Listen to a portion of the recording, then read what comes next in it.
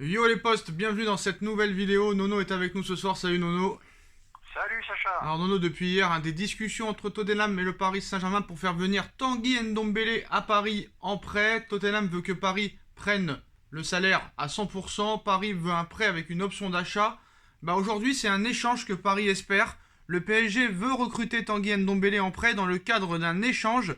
Problème pour l'instant, aucun milieu parisien ne veut partir. Paredes a refusé. Sa priorité est de rejoindre le PSG. Tanguy veut rejoindre Paris. Kipembe ainsi que Kylian Mbappé voudraient réellement aussi qu'il vienne. Mais aussi ce soir, on parle d'un échange possible entre Wijnaldum et Tanguy Ndombele. À ton avis?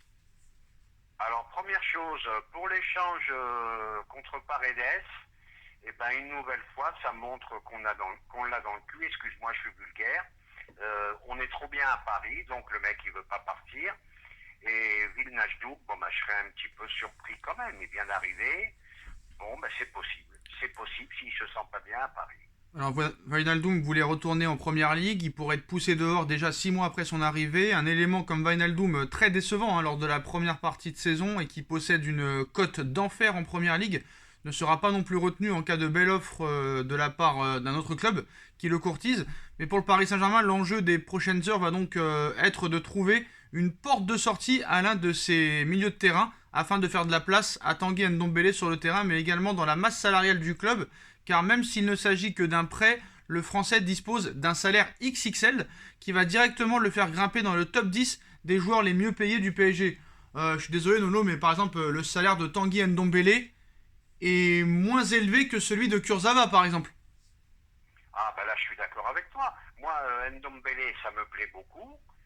Surtout pour voir déjà au bout de 6 mois avec un prêt si on peut l'acheter. Mais le problème, il va y avoir embouteillage au milieu de terrain. Donc on retrouve toujours ce problème. On a une tonne de milieu de terrain, aucun ne peut partir. On est trop bien à Paris, on est super bien payé. Donc voilà, encore un problème qui n'a pas été résolu. Moi je me demande Nono si vraiment ils le veulent absolument parce que si c'est que pour un prêt de 6 mois, en quoi ça te dérange de prendre son salaire? Bon d'accord, tu veux pas faire le pigeon, il n'y a pas de problème, mais si jamais tu arrives à faire partir Kurzawa ou un autre joueur, tu as un salaire qui se libère. Donc à un moment donné, Rico est parti, Rafinha est parti, alors certes Paris prend quand même un peu en charge leur salaire, mais tu as dégagé un peu de masse salariale quand même, donc si vraiment ils veulent Tanguy Ndombele, ils le prendront. S'ils veulent vraiment un échange, c'est qu'ils l'auront pas voulu vraiment pour moi.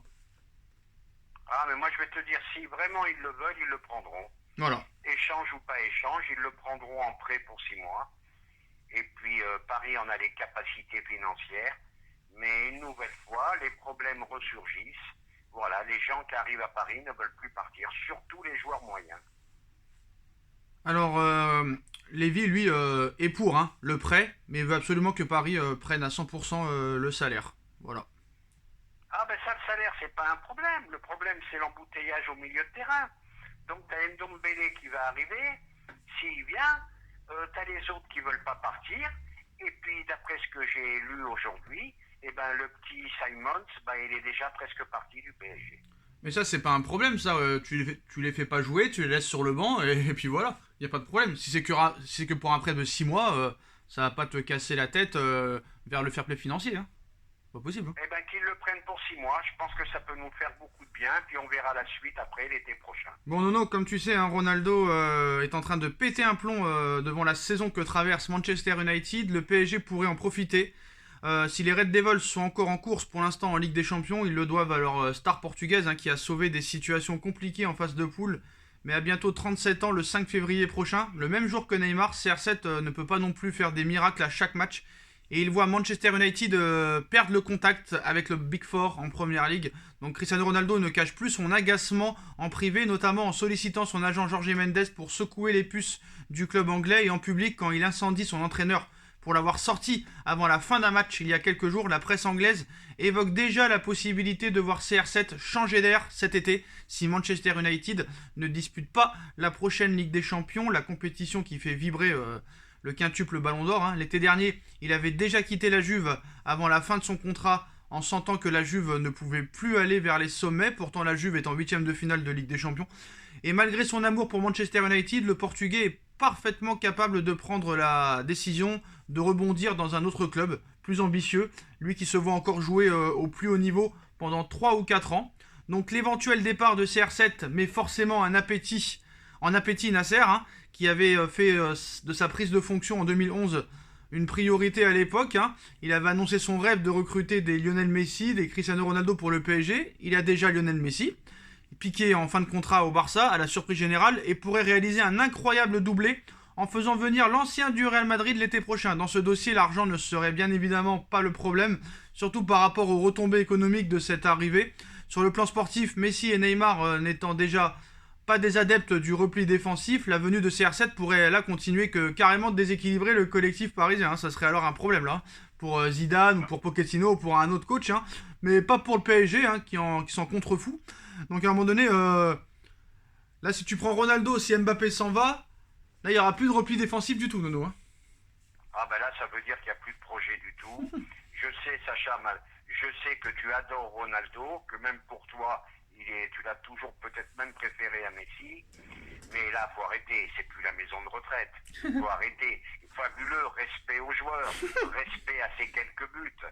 Mais attends, 38 ans, faut arrêter. Faut arrêter, faut construire. Allez, c'est bon. Nono, c'est bon. Nono, arrête de leur ajouter un an de plus à chaque fois.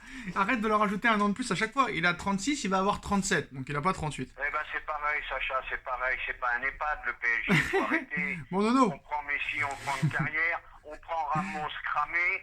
On va prendre Ronaldo. Respect aux joueurs. Top 3 de tous les temps. Mais il y a un moment, ça s'arrête. Il faut arrêter là. Alors surtout. Alors là, il n'y a plus de repli défensif du tout. Surtout. Alors là, c'est même plus la peine. Hein. Surtout qu'une arrivée de CR7 permettrait de compenser le probable départ de Kylian Mbappé au Real Madrid. Mais il y a néanmoins un hic de taille révélé par la presse espagnole aujourd'hui.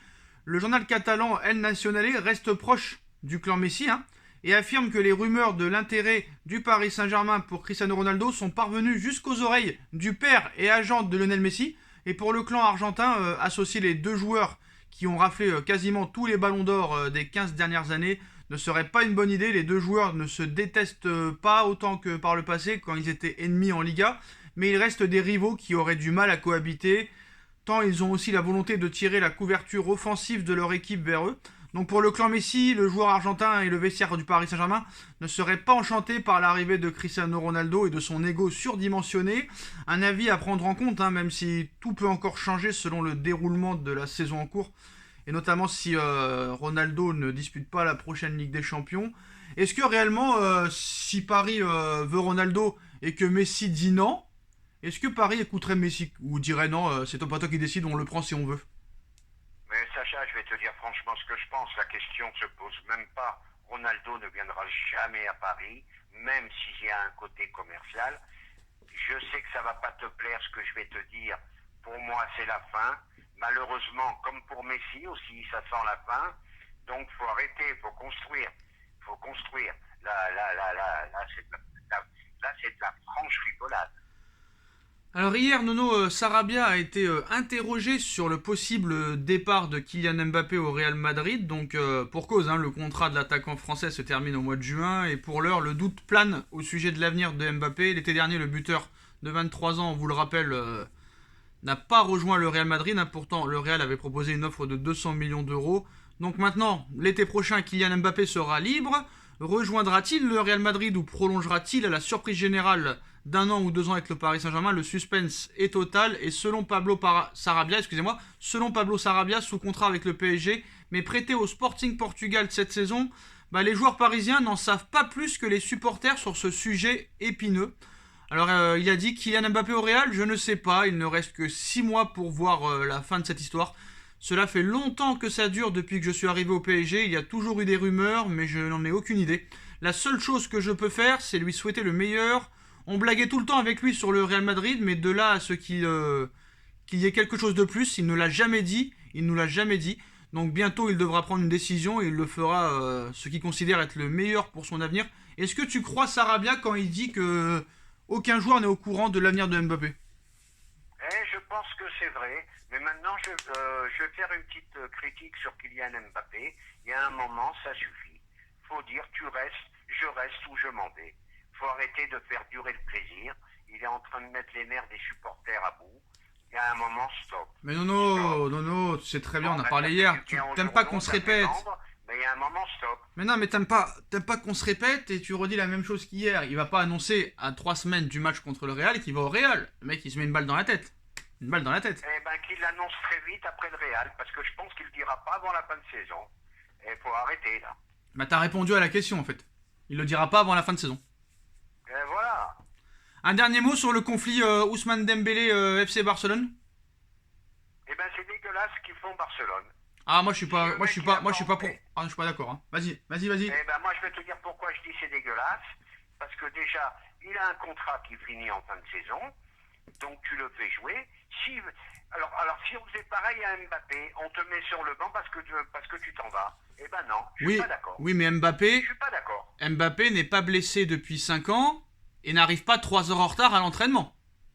Mais je suis d'accord là-dessus. Voilà. Ça n'a rien à voir avec Mbappé. Voilà. Mais laisse le joueur aller au bout de son contrat. Il fait ce qu'il veut.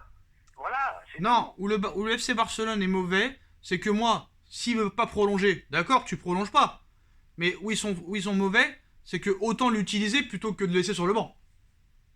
Eh ben, je vais te dire ce qui se passe. Tu sais pourquoi ils ont les boules? Parce qu'il va partir à 0 €. Et voilà le problème. C'est tout. C'est qu'une question financière. Ah, il peut pas leur donner Voilà. 40 millions, il peut pas lui donner 40 millions d'euros par an, faut pas déconner non plus. Faut arrêter. Ah, ben là, je suis d'accord avec toi, mais il paraît que c'est pas vrai, hein, d'après ce que j'ai entendu. Hein. Bah, il a pas démenti, hein. En tout cas, hier, il a pété un câble en interview, hein, lui qui est très discret d'habitude. Alors là, il a dit c'est fini, maintenant je vais parler, je vais plus me laisser faire. Dès qu'il y a un problème, je vais ouvrir ma gueule, hein. Direct. Il a raison. Moi, je suis pas un fan de Dembélé, je vais te dire franchement. Mais on met pas un joueur comme ça sur la touche parce qu'il veut pas re-signer. Ça, je suis pas d'accord. Malgré tous ses défauts et malgré son manque de professionnalisme. Et bah, on en reparlera sûrement. Voilà les postos, c'est la fin de cette vidéo. Dites-moi en commentaire ce que vous en pensez. On like, on partage, on commente, on s'abonne. On remercie Nono d'avoir été présent. Et bah, on se retrouve très vite pour une nouvelle vidéo. Tchuss Nono, tchuss à tous.